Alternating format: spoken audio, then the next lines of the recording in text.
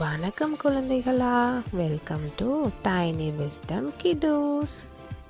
ஒரு அழகிய கிராமத்தில் ராமு தன் மனைவி சீதா, இரு குழந்தைகள் ரவி, ரேகாவுடன் வாழ்ந்தான். அவன் தினமும் காட்டிற்கு சென்று மரங்கள் வெட்டி அவற்றை சந்தையில் விற்று குடும்பத்தை பராமரித்தான். ஒரு காலையில் ராமு காட்டிற்கு போனான். அவனுக்கு பிடித்த மிக சிறந்த தங்க மூங்கில் வாளால் மரத்தை வெட்டினான். இதை விற்றால் என் குடும்பம் 6 மாதம் சுகமாயிருக்கும் என்று மகிழ்ந்தான். திடீரென வாள் அவன் கையிலிருந்து கீழே விழுந்தது. ஆற்றில் விழுந்து திடீரென மறைந்து சென்றது.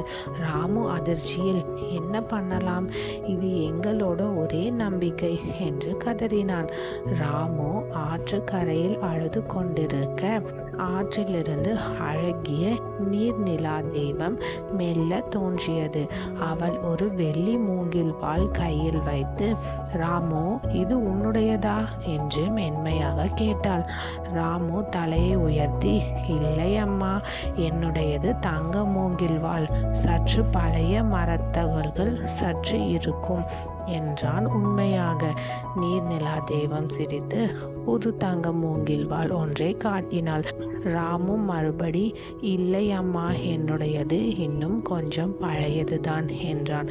தெய்வம் ராமுவின் நேர்மையை பாராட்டி, நீ உண்மையை பேசினாய், உனக்கு உன் பழைய தங்கவாள், இந்த புது தங்கவாள், வெள்ளிவாள் 3ம் கொடுக்கிறேன் என்று பரிசளித்தாள். ராமு மகிழ்ச்சியுடன் வீட்டு வந்து வாள்களை விற்றான். புதிய வீடு கட்டினான்.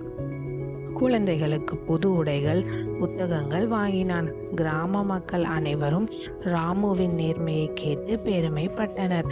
ராமு தினமும் தன் குழந்தைகளிடம் நேர்மை மட்டுமே உண்மையான செல்வம் என்று கற்பித்தான். குழந்தைகளா, மறக்காம நம்ம சேனலை சப்ஸ்கிரைப் பண்ணுங்க, லைக் பண்ணுங்க, ஷேர் பண்ணுங்க, கமெண்ட் பண்ணுங்க.